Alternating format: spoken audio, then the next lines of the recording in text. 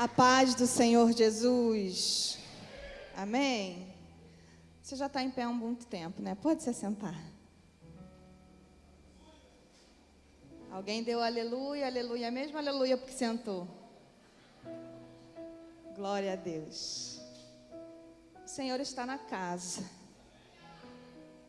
Podemos sentir a presença dEle. Em cada louvor, em cada palavra, em cada oração, em cada oportunidade, eu recebi um pouquinho de Deus ali, assentada no meu lugar. E eu sei que ainda tem uma pequena porção para ser derramada sobre nós aqui. E se você ainda não percebeu, Ele está falando como brisa suave no nosso meio nesta noite. E assim Ele vai continuar fazendo, amém? Segundo livro dos Reis, capítulo 5. Vou ler apenas o verso 1. Segundo livro dos Reis, capítulo 5. Apenas o verso 1.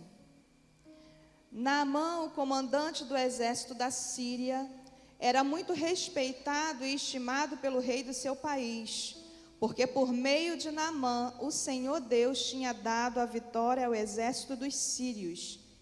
Ele era um soldado valente, porém leproso. Ele era um soldado valente, porém leproso. Todos nós, ou a grande maioria aqui, já ouviu a história de Naamã. Naamã, como acabamos de ler, ele era um comandante do exército da Síria. Era um homem valente, era um homem de guerra, era um homem famoso ali naquela área onde ele vivia. Era um homem temido, era um homem conhecido, era um homem reconhecido. Mas o texto que acabamos de ler vai dar todos esses adjetivos, mas tem um porém. Ele era tudo isso, porém leproso. Ele era tudo isso, porém existia nele algo que o envergonhava. E o que era? Era a sua condição física, a sua doença, a sua lepra. O leproso naquela época não podia andar com todos como ele estava fazendo. Ele deveria estar em um lugar onde ficavam só as pessoas que tinham lepra. Naamã, por ter o seu conceito, por ser quem era, ele ainda não estava neste lugar, porque ele era alguém conceituado. Mas embora não estivesse no lugar onde deveria estar, ainda assim era leproso. Ainda que ele não estivesse no lugar onde deveria estar, isso não fazia com que ele fosse são, ele continuava sendo leproso. E a palavra que o Senhor ministrou ao meu coração para trazer à igreja nesta noite é a seguinte: a gente até pode ser alguém conhecido, reconhecido, podemos até ser alguém de guerra, de batalha, podemos até estar vencendo algumas guerras, mas muito de nós temos tantos adjetivos, mas temos também um porém em nossa história. Também temos um porém que ainda nos envergonha. Ainda temos um porém que quando estamos só, olhamos e percebemos que ainda falta algo para ser transformado. Eu posso até pregar, mas quando eu chego em casa, ao tirar as minhas vestes, e quando eu digo tirar as minhas vestes, é estar diante dele puro, limpo, só eu e ele, eu ainda consigo perceber que tem um porém em minha história, que ainda tem algo que precisa ser retirado, ainda tem algo que ele precisa fazer por mim. Quantos de nós carregamos tantos poréns que ninguém sabe, ninguém vê? Ninguém sabia por onde ele passava. Ele era um general valente. Ele era alguém que ganhou batalhas. Mas quando ele entrava em sua casa, a sua família, ele sabia quem ele era de fato. quem você é de verdade. Quando ninguém nos vê quem nós somos, quando ninguém está por perto, quais são os poréns que nos envergonham? Quando nós não estamos aqui dentro da igreja, foi falado isso hoje, na palavra introdutória com a nossa missionária. Quem somos nós quando ninguém nos vê? Quando ninguém nos vê, os olhos humanos, porque o dele está sempre postos sobre nós. E a palavra que eu trago hoje não é palavra para trazer peso de acusação, não. É uma palavra que vai trazer arrependimento aos nossos corações. Porque a lepra aqui, ela pode ser sim relacionada ao pecado. Sabe aquele pecado escondido? Que só você e Deus e o inimigo sabe que você pratica? Aquele pecadinho de estimação que você não consegue colocar para fora. Pastor, eu estou há tantos anos na igreja, mas eu não consigo abandonar. Hoje é noite de você mergulhar no Rio Jordão e sair curado para a glória de Deus. Talvez é uma culpa que você carrega e não consegue se livrar. Hoje nós lemos um testemunho de alguém que foi fazer uma visita. E alguém que carregava uma culpa por tantos anos. Mas bastou uma oração e uma palavra, o Senhor te perdoa. O Senhor já te perdoou para que aquela pessoa fosse liberta do peso dessa dor, dessa acusação. Talvez o seu porém, a sua lepra, que você carrega dentro de si, é uma culpa de algo que você já fez lá atrás. Mas o Senhor te diz nesta noite, eu já te perdoei. Tem perdão na casa, tem liberdade para você, tem paz para a sua alma. Hoje Ele quer te libertar desta prisão. Louvado seja Deus. E o mais lindo dessa história é que a palavra no versículo adiante, o versículo 2 vai dizer: num dos seus ataques contra Israel, este homem, a Síria, num dos ataques contra Israel, eles trazem cativo uma jovem, uma menina.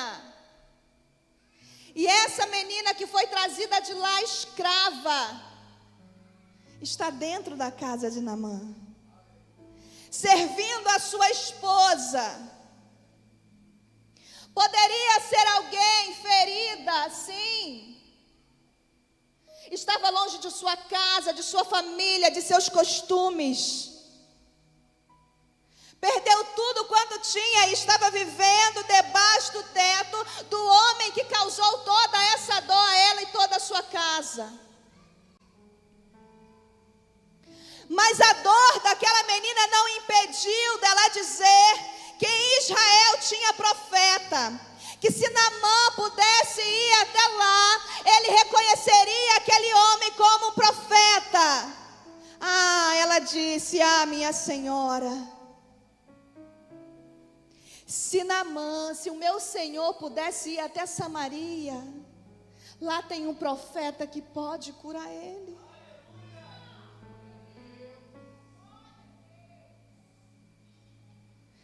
Isso é papel de alguém que é curado. Você entende? Porque às vezes a gente usa a nossa dor para ferir alguém. A gente usa os nossos traumas para traumatizar alguém.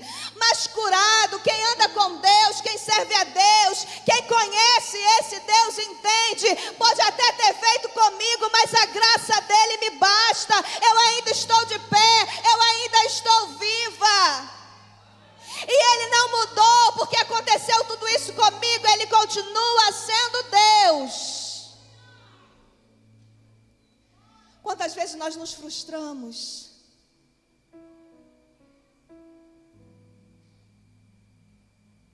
não queremos mais falar daquilo que Deus faz.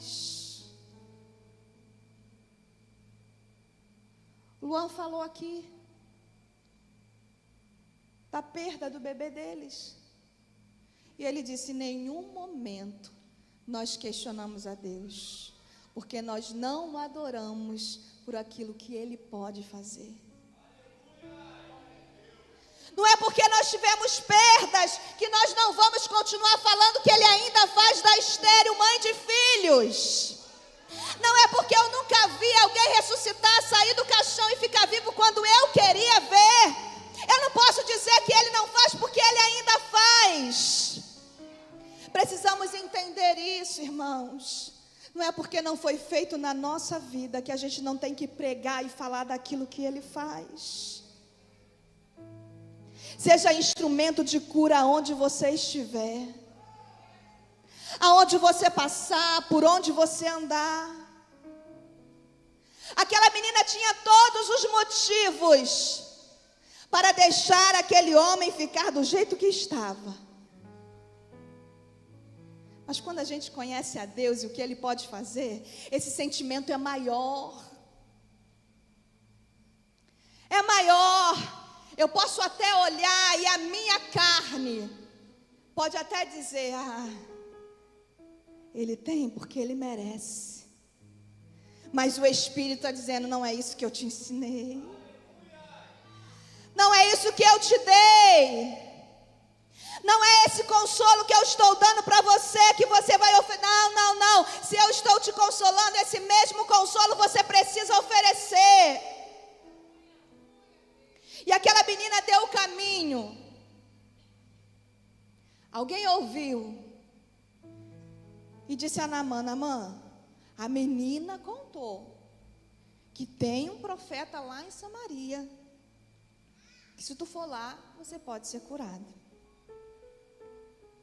E aí ele vai até o rei da Síria e conta: olha, foi dito isso, isso e isso. O rei vai dizer: então você vai lá. Eu vou mandar uma carta para o rei de Israel. E você vai lá. Só que aí, irmãos, Deus tem uma forma de trabalhar muito linda, porque o que para eles era algo político, para Deus era espiritual. Para aqueles homens, o que virou algo de poder, Deus queria tratar caráter. Para aqueles homens, uma carta ia resolver, mas para Deus já tinha 7 mergulhos para oferecer. A gente até pensa que sabe de alguma coisa, mas quem manda é Deus. E aí ele vai, porque ele quer ser curado. E a palavra diz que ele vai, leva ouro, prata, roupas finas, para presentear o rei. Chega lá, entrega e mostra a carta. Só que a recomendação era para Naamã chegar até quem? O profeta. Quem poderia curar era o profeta, mas a carta foi direcionada a quem? Ao rei. O rei, ao ler a carta, ele vai se indignar. Ele vai dizer: por acaso eu sou Deus para dar ou tirar a vida? Ele sabia que ele não poderia fazer nada. Ele rasga as suas vestes. E o que ele diz? Ele está buscando contenda, guerra contra mim. Era isso, irmãos? Era? Pode falar, era ou não? Não. E aí, sabe o que Deus falou comigo nessa palavra? Muitas vezes nós ouvimos algumas coisas de Castro e já damos o nosso julgamento. Não é nada disso, mas eu acho que é isso e eu falo que é isso e acabou. Ele rasgou as suas vestes. Mas não era isso. O que eles queriam era exatamente ser levado ao profeta para que Naamã fosse curado, mas por intermédio do rei. Só que o rei, ao ler, ele dá a sua interpretação àquela carta. Como nós temos interpretado as coisas que chegam até nós? Irmãos, eu já ouvi situações que a gente fala, não é só daquilo que a gente lê e imagina, não, é porque a gente vive na prática. De pessoas vir até nós e contar uma história, quando a gente conhece o outro lado dela. E a gente fica podendo sangue, sabe? Como foi que tirou essa conclusão? Porque não é nada disso. Sabe o que a palavra diz? Quer comais, quer bebais, quer fazer qualquer outra coisa, façais para a glória dele. E ainda vai dizer que os nossos pensamentos precisam ser puros, santo, louvável. Mas vem palavras até nós e o nosso pensamento é totalmente malicioso. Entendemos as coisas de uma outra coisa, e aonde não era guerra, eu enxergo como batalha. Mas hoje o Senhor quer trazer luz ao nosso entendimento. Hoje Ele quer trazer esclarecimento aos nossos pensamentos. E hoje Ele quer calar a voz daqueles que só sabem abrir a boca para fazer contenda. Cuidado ao abrir a sua boca para falar daquilo que não sabe, daquilo que não tem certeza, daquilo que não foi você quem viu.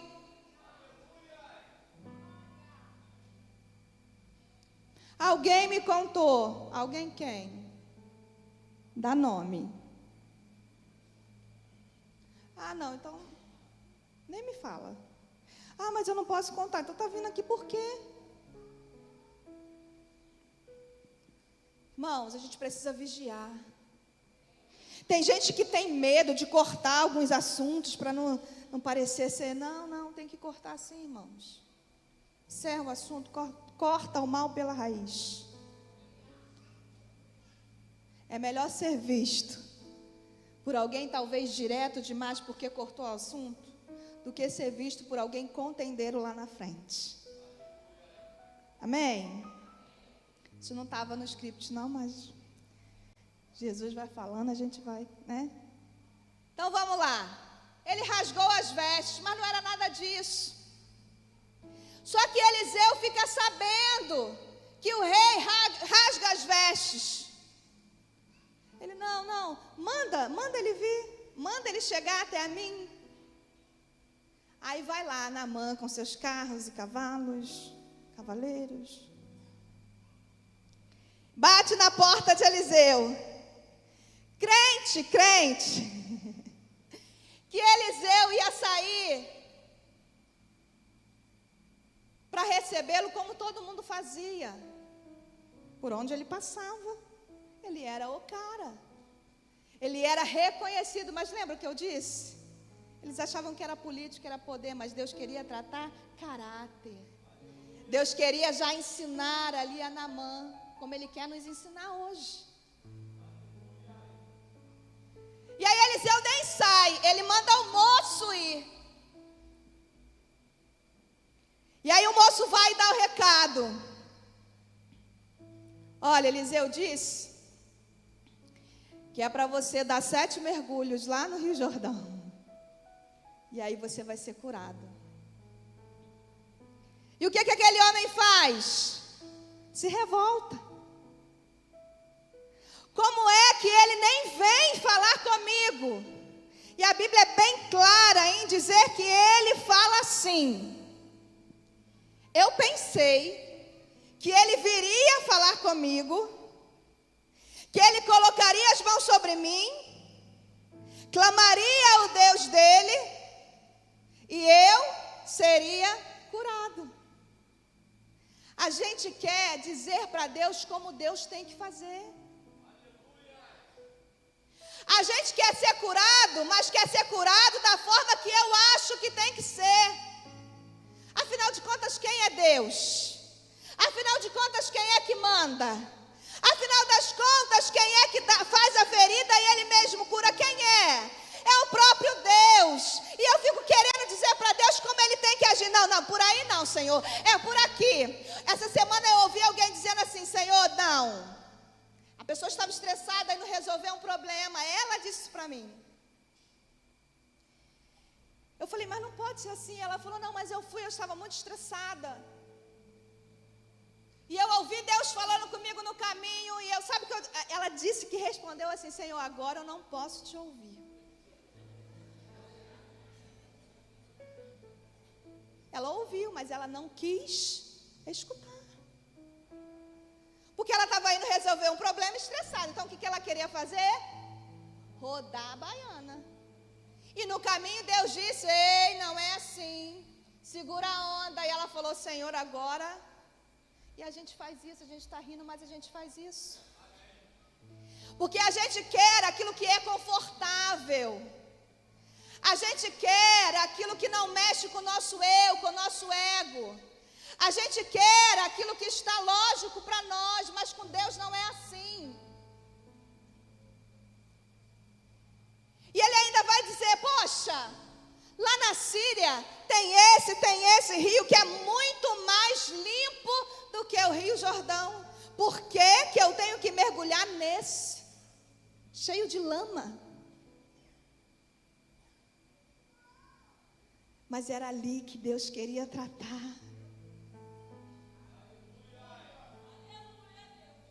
E aí ele vai embora. Só que os servos dele vai até ele e diz: meu senhor, se o profeta tivesse te pedido algo difícil de fazer, o senhor não faria? Sim. Então por que se é algo tão simples, o senhor não vai lá fazer? O senhor vai ser curado. Aí ele volta.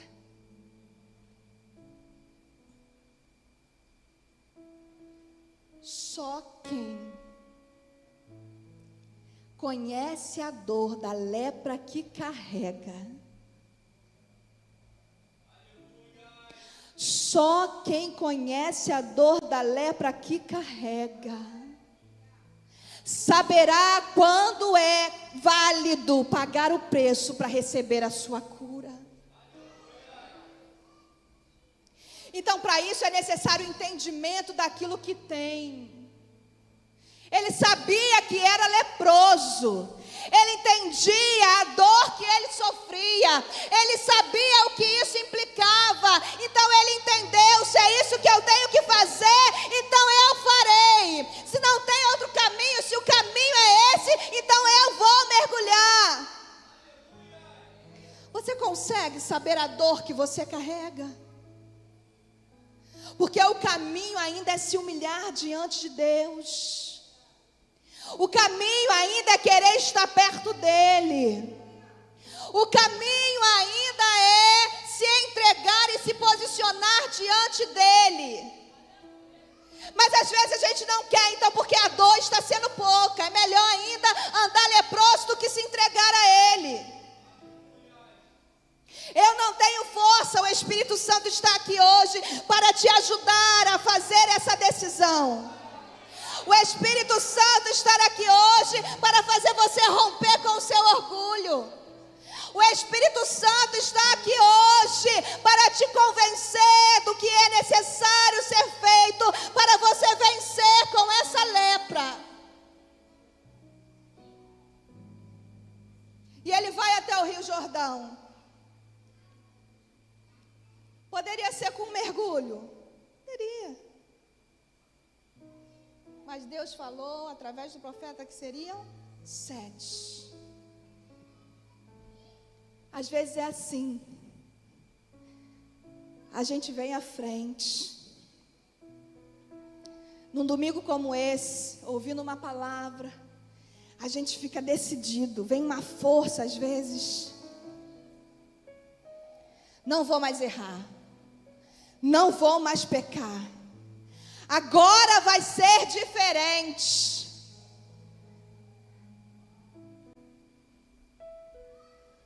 Só que quando a gente sai daqui,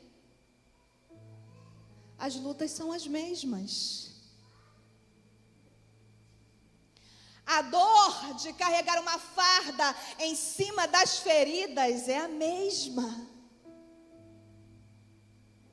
A dor de sorrir quando aqui por dentro eu estou chorando ainda é a mesma.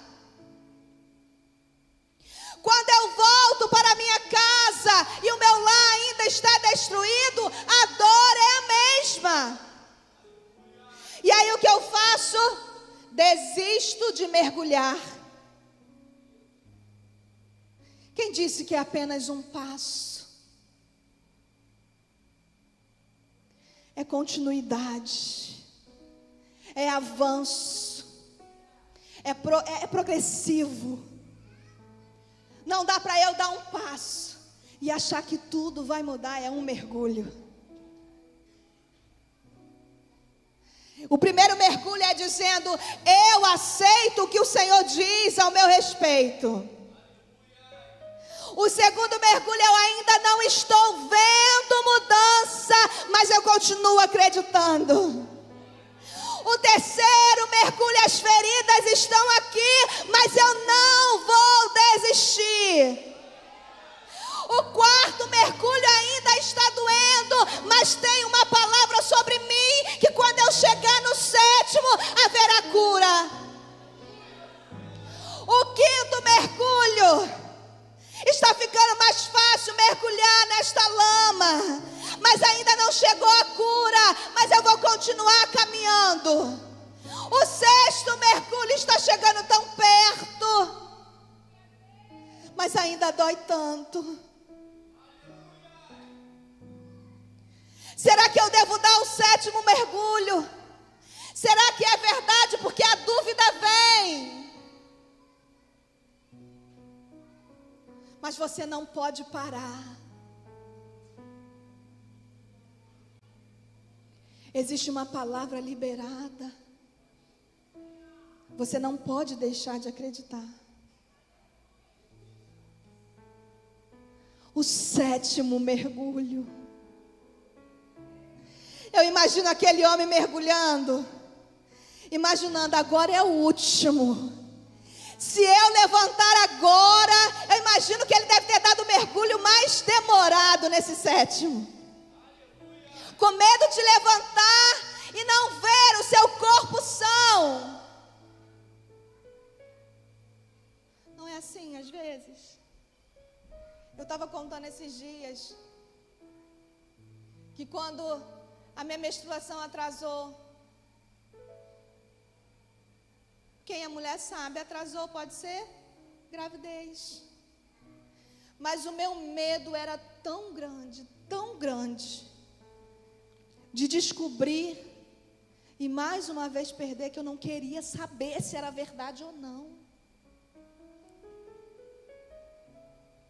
Porque a dúvida, ela quer roubar aquilo que o Senhor já disse ao nosso respeito. Ela quer roubar a certeza de uma promessa que Ele já te fez. A dúvida quer te impedir de continuar a caminhar, porque acha que não vai mais valer a pena, nada tem mais jeito, não adianta mais. Hoje essa dúvida precisa cair por terra. Você não pode parar, você precisa continuar a caminhar, porque se Deus falou, Ele vai cumprir. E quando ele levanta do sétimo mergulho, o seu corpo estava totalmente sarado.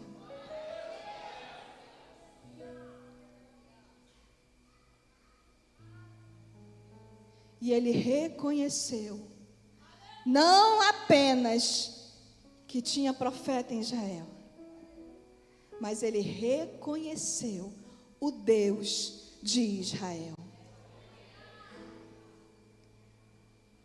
O que eu quero te dizer nesta noite Eu não sei o que você tem carregado durante todo este tempo.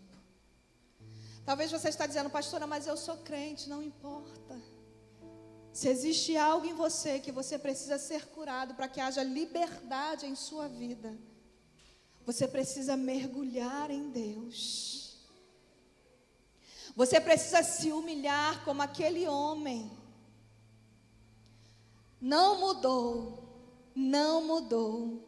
o caminho para a libertação, transformação e cura. Continua sendo você se humilhar diante de Deus e pedir que Ele cure você, e pedir que Ele ajude você, e pedir que Ele te sustente nesta caminhada. Não tem outro caminho, é Ele, é só com Ele, é por Ele, não tem outro jeito. E nesta noite Ele quer nos tratar. Fique de pé, porque a hora já foi.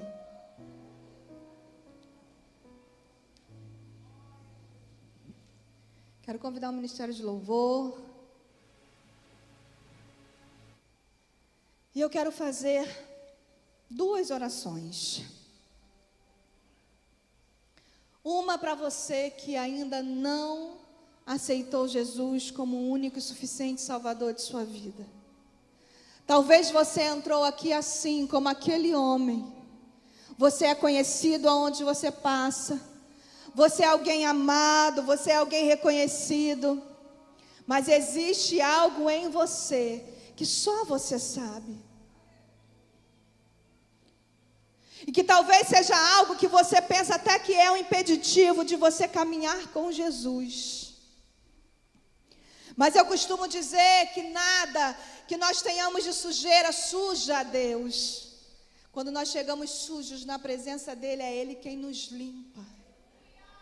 E se você não tem forças, Ele te dá forças para caminhar. Então esse convite é para você a sair do seu lugar, como eu já disse. Não tem outro caminho, não tem outro meio, que é a liberdade, que é a libertação, que é a cura para a sua alma, a transformação para a sua vida. O caminho é se entregar a esse Deus, não tem outro.